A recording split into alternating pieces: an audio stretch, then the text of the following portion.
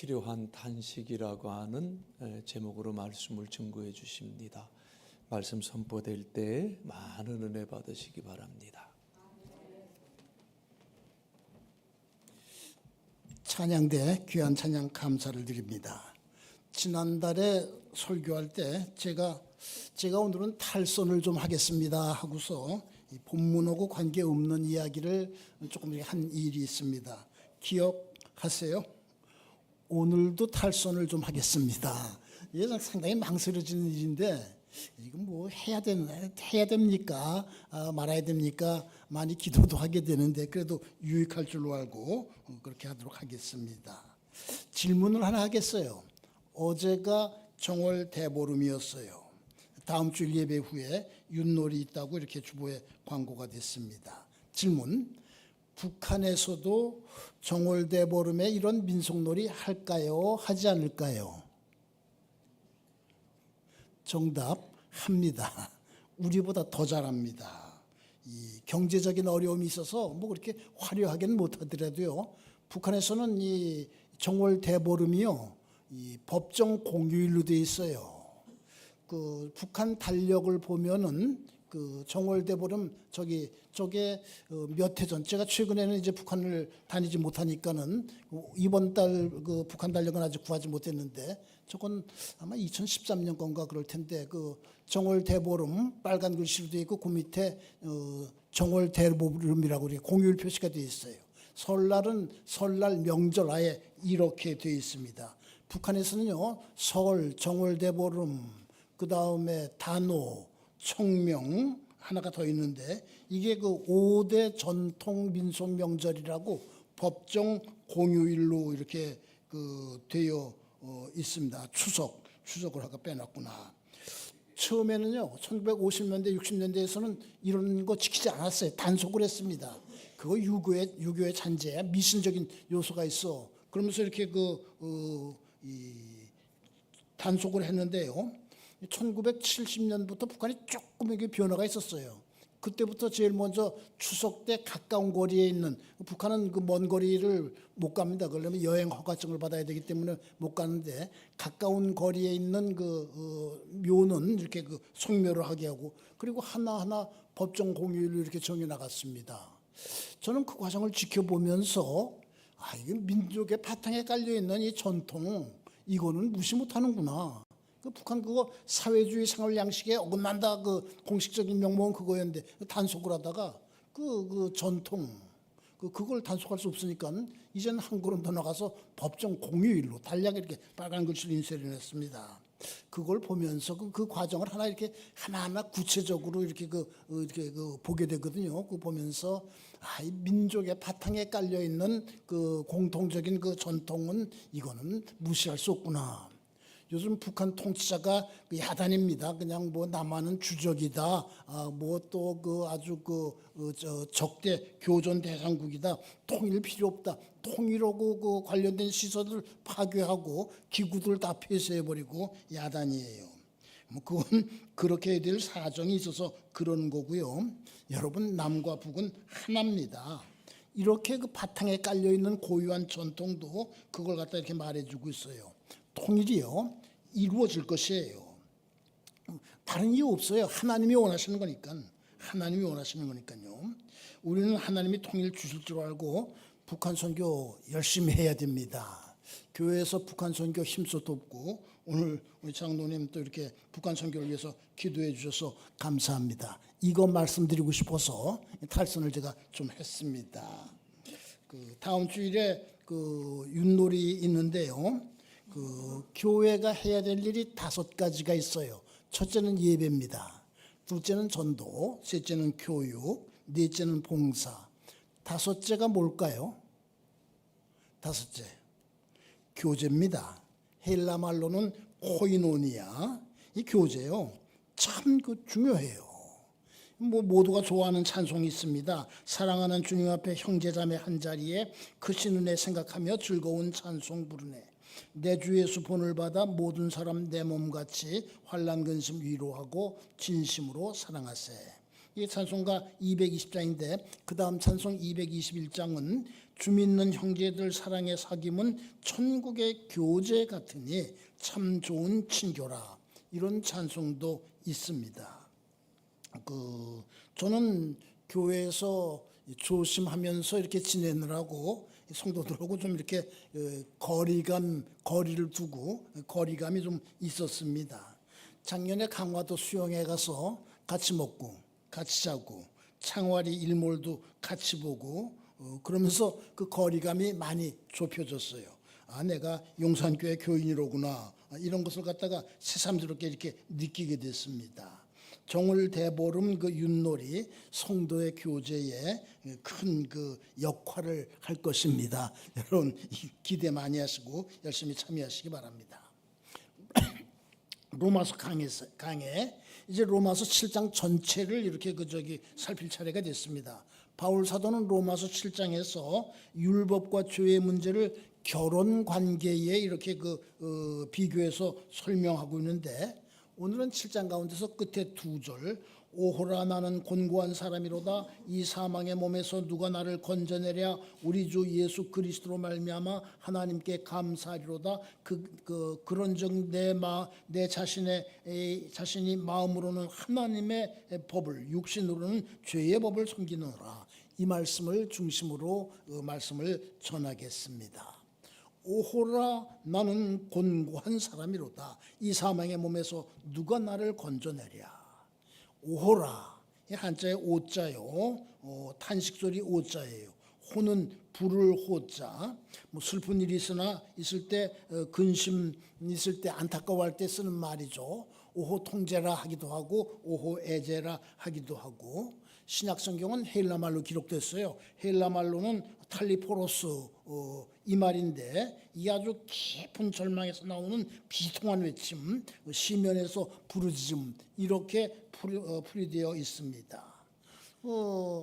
다윗은 사울의 아들 요나단과 아주 친했습니다. 사무엘상 18장 보면은 요나단이 다윗을 자기 생명같이 사랑했다 이렇게 기록되어 있어요.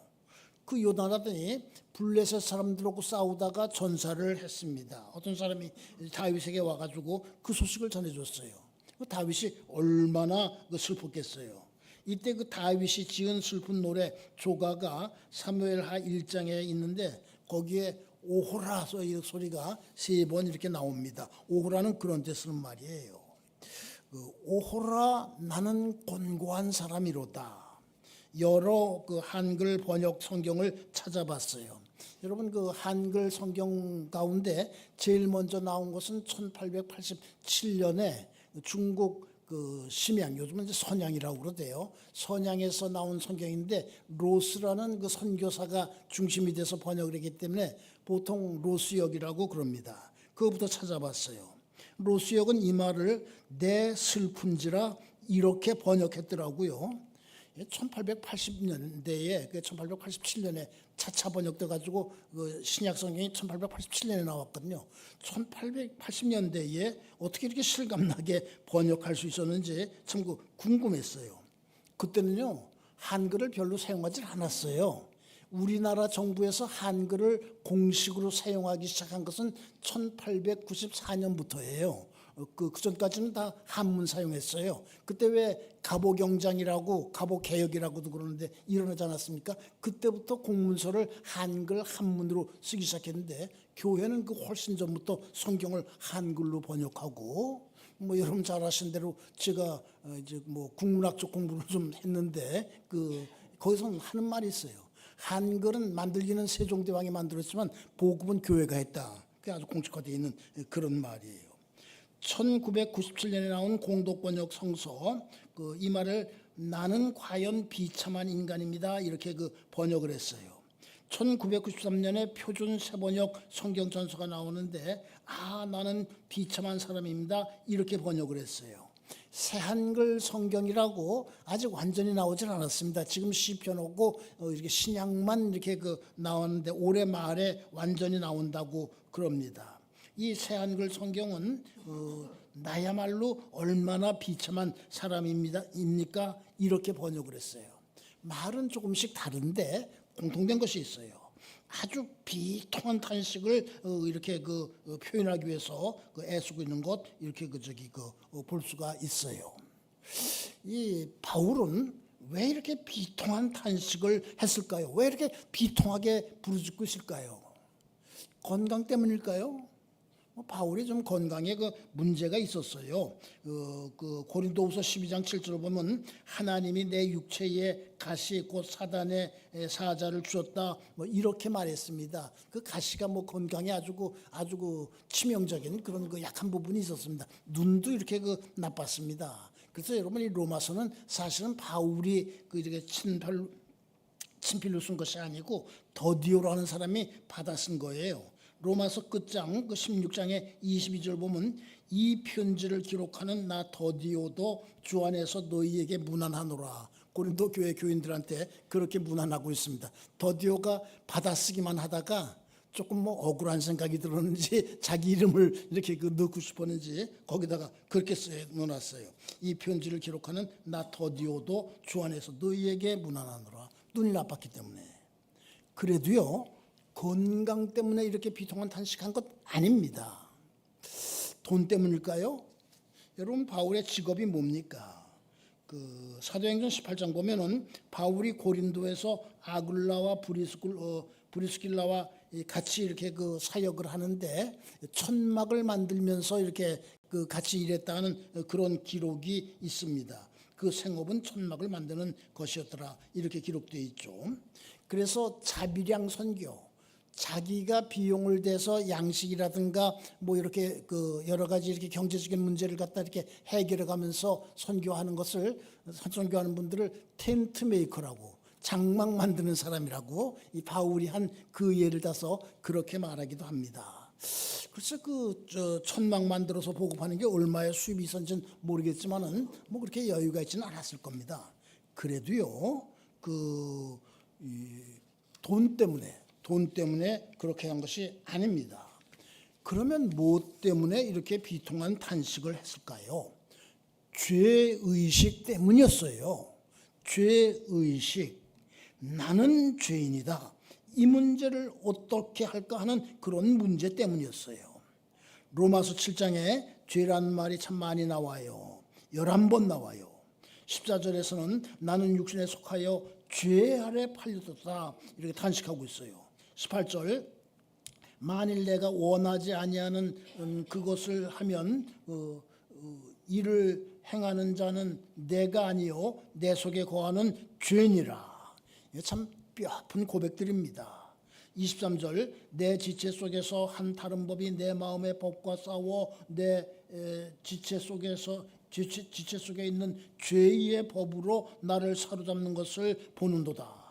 또 25절 뒷부분 내 자신이 마음으로는 하나님의 법을 육신으로는 죄의 법을 섬기노라. 이렇게 죄 이야기가 7장에 이렇게 많이 나옵니다. 율법이요 무엇이 죄인지를 이렇게 조목조목 가르쳐주고 있습니다. 바울은 율법에 대해서 누구보다도 잘 알았어요. 그러니까는 이 죄에 대해서도 잘 알고 있었어요. 7절 전반부에 그런 내용들이 많이 있죠. 그러니까는 오호라 나는 곤고한 사람이로다 이 사망의 몸에서 누가 나를 건져내랴 비통하게 부르짖을 수밖에 없는 것입니다. 또 묻겠습니다. 중요한 질문이에요. 이 질문을 하기 위해서 이제 지금까지 말씀을 드린 것인데요. 오호라 나는 곤고한 사람이로다 이 사망의 몸에서 누가 나를 건져내랴. 이거 바울만의 탄식입니까? 바울만의 탄식입니까? 나하고는 상관이 없습니까? 아니에요. 내가 해야 될 탄식이에요. 내가 더 심하게 해야 될 탄식이에요. 로마서 7장 보면 나라는 말이 참 많이 나와요. 이거는요, 바울 자신만 말하는 것이 아니라 이 편지를 받아 읽는 고린도 로마 교회 교인들 그리고 나가서는 이 시대에 우리 모두 한 사람 한 사람에게 해야 될 그런 탄식이에요. 거기 나오는 나는 우리 모두 하나하나를 가리키는 말이에요. 그리고 바울은 이 로마서 7장 보면은 우리라는 말도 참 이렇게 많이 사용하고 있습니다. 이 시대 사람들의 특징 가운데 하나가 죄의식이 별로 없다는 것입니다. 자기가 죄인이라는 것을 인식하지 못해요. 죄의 문제가 얼마나 심각하다는 것을 깨닫지를 못한다는 것이에요. 여러분, 그런 가운데서 예수 믿는다는 것이 뭡니까? 나는 죄인인데 그래서 멸망할 수밖에 없었는데 예수님을 믿으면 멸망하지 않고 영생을 얻는다는 것을 깨닫고 그대로 따르는 것이 믿는 것이에요. 요한복음 3장 16절 다 알고 있는 말씀이죠. 하나님이 세상을 이처럼 사랑하사 독생자를 주셨으니 이는 그를 믿는 자마다 멸망하지 않고 영생을 얻게 하려 하심이라. 이는 그를 믿는 자마다 멸망하지 않고 믿지 않으면 어떻게 된다는 얘기예요. 그것은 영원한 멸망에 들어간다는 그러한 이야기이기도 합니다. 예수님을 믿지 않으면 죄 때문에 멸망을 당한다. 로마서 요한복음 3장 16절 성경 전체의 요절이라고 하는 이 말씀을 뒤집으면 그렇게 됩니다. 처음엔요 그저 뭐 이웃이 가자고 하니까는 이렇게 교회에 나오는 분들이 많습니다. 저도 그랬어요. 옆집에 사는 속장님이 그렇게 교회 가자고 와서 늘 문 두들겨가지고 근데 그 속장님이 좀 아주 그냥 새벽 기도부터 와서 두들겼다고요. 그래서 제가 처음부터 새벽 기도부터 나왔어요. 재미있어서 나오기 시작한 그런 분들도 있어요. 나도 모르게 그 교회에 나오기 시작한 그런 분들도 있어요. 어떤 경우라고 해도 좋아요. 교회 생활을 하는 가운데 이거 깨달아야 됩니다. 나는 죄인이다. 예수님을 통해서 이 문제 해결해야 된다. 예수님을 통해서만 이 문제가 해결받을 수 있다. 이거 깨달아야 돼요. 이렇게 깨닫는 것을 갖다가 뭐라고 부릅니까? 두 글자. 회심이라고 부릅니다. 감리교회는 매달 5월이 되면은 감리교 창시자인 요한 웨슬리 목사님의 회심을 크게 기념합니다. 그거 회심이라고 불러요. 주님과 인격적인 만남이라고도 불러요. born again, 제2의 탄생이라고도 부르기도 합니다. 사랑하는 성도 여러분, 나는 곤고한 사람이었습니다. 사망의 몸에 매여 있는 사람이었습니다. 그런데 예수 그리스도로 말미암아 거기에서 이렇게 벗어났습니다. 하나님께 감사드립니다. 진심으로 고백하시기 바랍니다. 우리가 지쳤을 때, 낙심했을 때도 그래서 오호라 나는 공고한 사람이로다 하는 탄식이 나올 때 이러한 믿음을 새롭게 해서 우리 주 예수 그리스도로 말미암아 하나님께 감사하리로다 이런 환호성으로 그 탄식이 이렇게 바뀌게 되기를 주님의 이름으로 부탁드립니다. 이제 좀 예화를 하나 말씀드리겠는데 좀 이렇게 긴 예화입니다. 많이 줄이려고 애썼는데 그래도 이제 어떻게 좀 긴데요. 저와 신학교를 같은 해 이렇게 졸업한 동창 가운데 해군 대령이 한 분 있었습니다.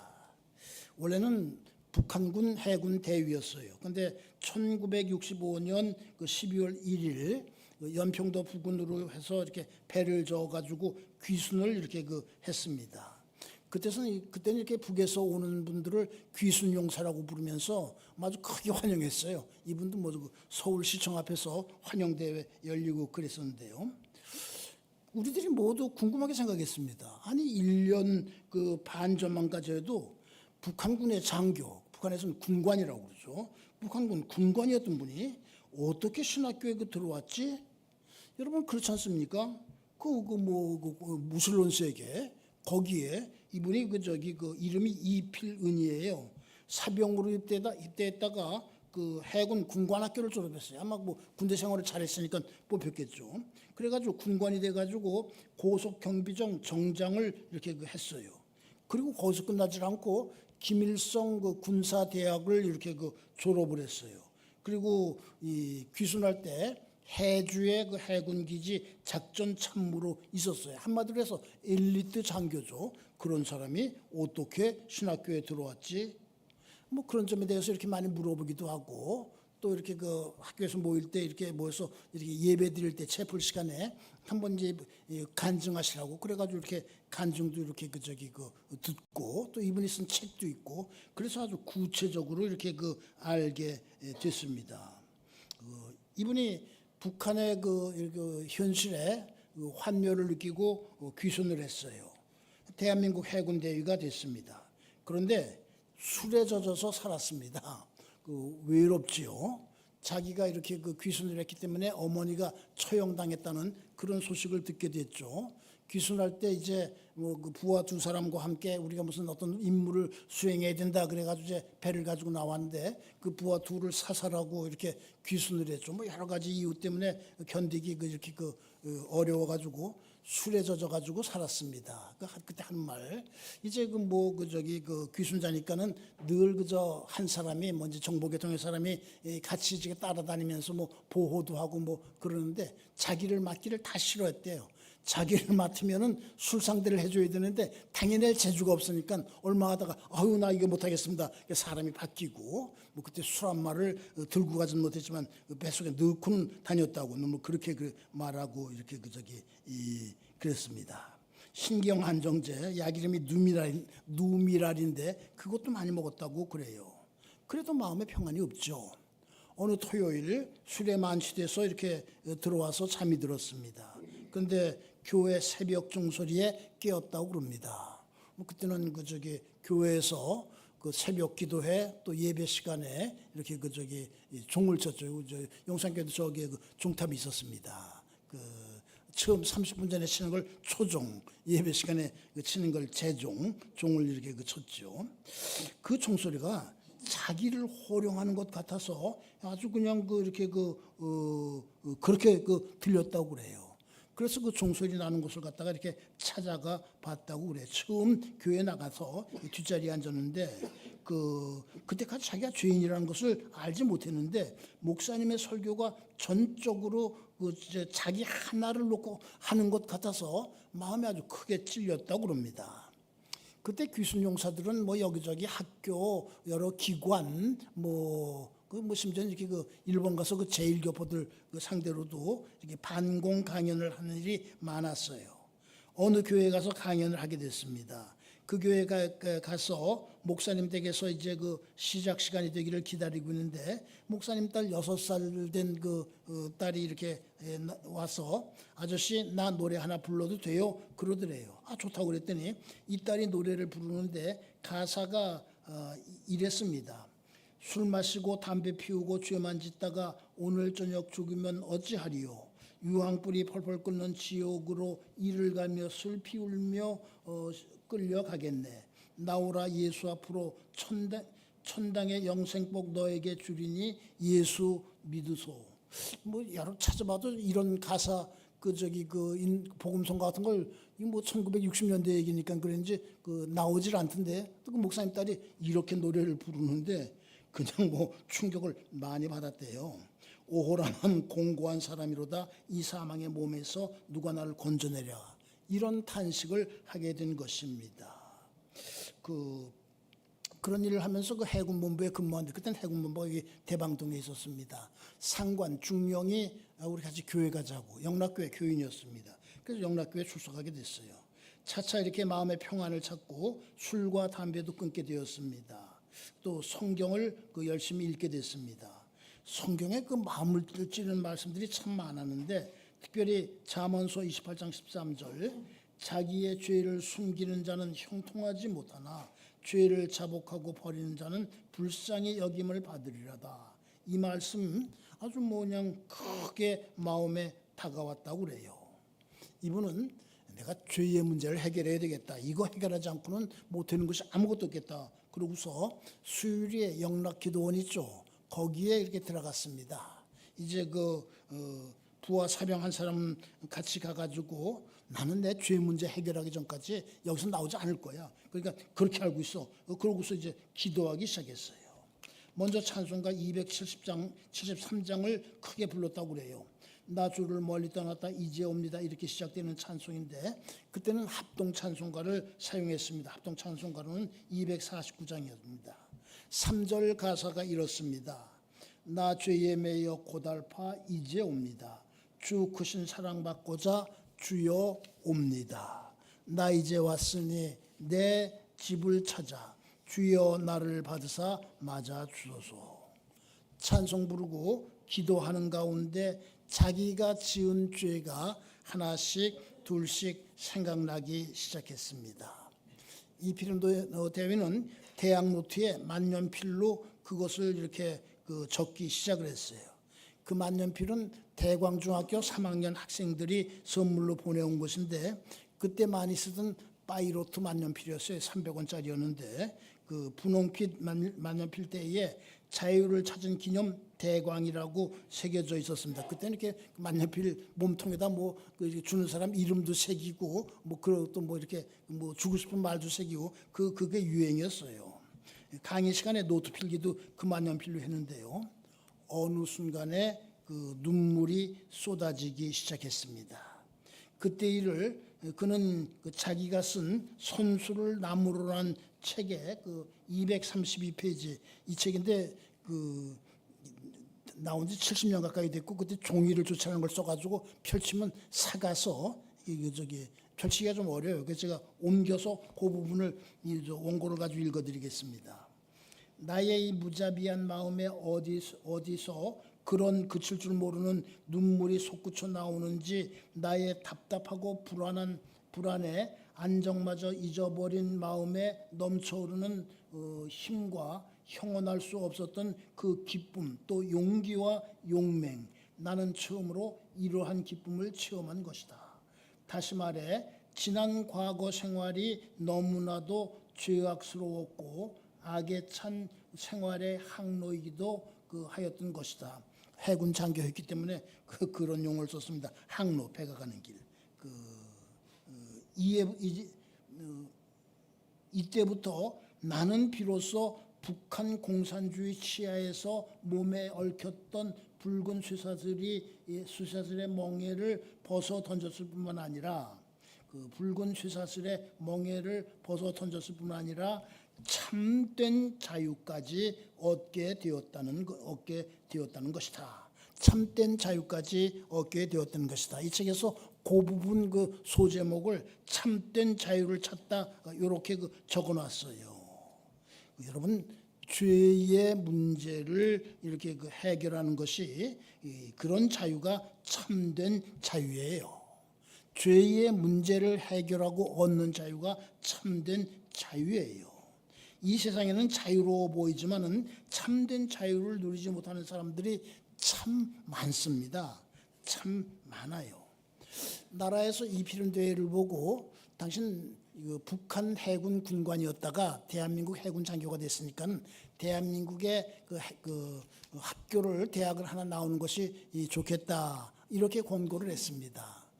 당신 북한 해군 군관이었다가 대한민국 해군 장교가 됐으니까 서울대학교 공과대학 조선항공과 줄여서 조항과라고 그때 참 들어가기 어려운 데였습니다. 조선 배를 만들고 항공 비행기에 대해서 지금은 뭐 이렇게 이게 과 이름이 달라졌는데 거기에 이렇게 들어가도록 거기에 정부에서 위탁 교육을 이렇게 보내주겠다 이렇게 권했다고 합니다. 이필은대위의 답.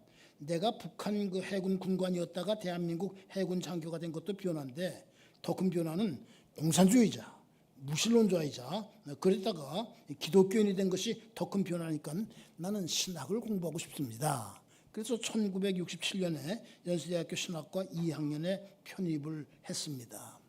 졸업을 했어요. 한 학기 낙제를 했습니다. 아무래도 뭐 이게 공부를 따라갈 수 없으니까는 어떤 졸업을 했어요. 군대 생활 계속해가지고 해군 대령이 됐어요. 그리고 해군 정운감이 됐습니다. 우리나라에 이 북한에서 넘어온 귀순한 군인들 가운데 대령까지 진급한 분들은 여러 분 있어요. 그런데 이렇게 부서 책임자 정운감 그 중요한 직책이죠. 맡은 분은 이필은 대령이 유일하다고 이렇게 합니다. 교회에서는 장로, 대방동에 있던 해군본부교회 장로가 됐습니다. 그런데 어려운 문제가 생겼어요. 간이 나빠지기 시작했습니다. 이 귀순 직후에 술을 너무 많이 마신 것이 그것이 원인이라고 이게 직접 이렇게 저에게 얘기해 준 일이 있습니다. 입원했는데 이게 치료가 안 됐습니다. 사모님한테 직접 들은 이야기인데 사모님이 아주 믿음이 이렇게 좋은 분이에요. 나중에 이필은 대령이 세상 떠난 다음에 전도사 생활을 하시기도 했는데 이제 살기가 어렵다 그랬을 때 군목님이 들어가서 마지막 문답을 이렇게 하게 됐습니다. 성결교 목사님인데 이분은 지금도 이렇게 원로 목사로 지금 이렇게 좀 움직이고 계시는데 이 대령님 이제 얼마 안 있어서 세상을 떠나시게 됐는데 세상을 떠나면은 하늘나라에 가실 자신이 있습니까? 마지막에 이게 나누는 문답이죠. 이필은 대령 마지막 힘을 짜내 가지고 군목님 염려하지 마세요. 그리고 얼마 뒤에 숨을 거뒀다고 그럽니다. 장례식에 저도 참석했고요. 동작동 국립현충원에 안장되어 있습니다. 우리는요 죄인으로서 사망의 몸에서 건짐을 받을 수밖에 없는 곤고한 사람이었어요. 죄인으로서 참 이런 탄식, 오호라 나는 곤고한 사람이로다 이렇게 탄식할 수밖에 없는 그런 존재였어요. 그런데 예수를 믿어서 그 문제가 해결됐어요. 예수님이 공짜로 해결해 주신 거 아니에요. 자기가 십자가에 달려서 이 문제를 해결해 주신 거예요. 그래서 바울은 우리 주 예수 그리스도로 말미암아 하나님께 감사리로다 이렇게 환희의 송가를 부르고 있는 것입니다. 많은 사람들이 자기가 죄인이라는 것을 모르고 있어요. 알아도 이거 별거 아니야. 별거 없잖아. 이렇게 지내고 있는 사람들이 많습니다. 그게 별거 아닙니까? 그게 영원한 사망으로 연결되는 그런 문제인데 그게 별거 아닙니까? 제가요 7년 전에 폐렴으로 큰 어려움을 겪었습니다. 요단강을 거의 건너가 있다가 한 2주 많이 알려진 일이니까 한 2주 그냥 혼수 상태에 있다가 간신히 회복된 일이 있습니다. 처음에 감기인 줄 알았어요. 그리고 또 동네 병원에서도 감기라고 두 번째가 또 감기라고 그러다가 일이 커졌는데요. 그냥 별거 아니지 그러다가 그렇게 그냥 그런 큰 어려움을 겪었습니다. 죄의 문제를 대수롭지 않게 여기는 사람은 그것보다 더 큰 어려움을 겪는다는 사실을 아셔야 됩니다. 오호라 나는 곤고한 사람이로다. 이 사망의 몸에서 누가 나를 건져내랴. 비통한 탄식이에요. 모든 사람이 해야 될 탄식이에요. 우리는 사람은 자기가 죄인이라는 것을 알아야 된다는 그런 존재라는 것을 힘써 이렇게 전해야 됩니다. 그걸 뭐라고 그래요? 그게 바로 전도입니다. 오늘 사순절 둘째 주일이에요. 사순절 우리는 이런 비통한 탄식을 할 수밖에 없는 존재인데 주님께서 이 문제를 해결해 주셨다는 그런 깨달음을 새롭게 하면서 전도에 힘쓰는 또 경건생활에 힘써야 되는 그런 절기이기도 합니다. 말씀했습니다. 나는 사망의 몸에 매여 있었고 지금도 때때로 넘어지고 탄식하는 그러한 곤고한 사람인데 건져주시고 힘주신 주님께 감사하면서 하나님의 법을 따라 살기에 힘쓰는 여러분 되고 제가 되기를 주님의 이름으로 축원합니다. 기도하시겠습니다. 곤고한 사람 사망에 매여 있는 저희를 탄식을 들으시고 은혜, 능력, 은총으로 용서하여 주시고 보좌 앞에 나오게 하신 주님 감사합니다. 오 주님, 저희가 감사하면서 선을 행하면서 하나님의 법을 즐거워하면서 살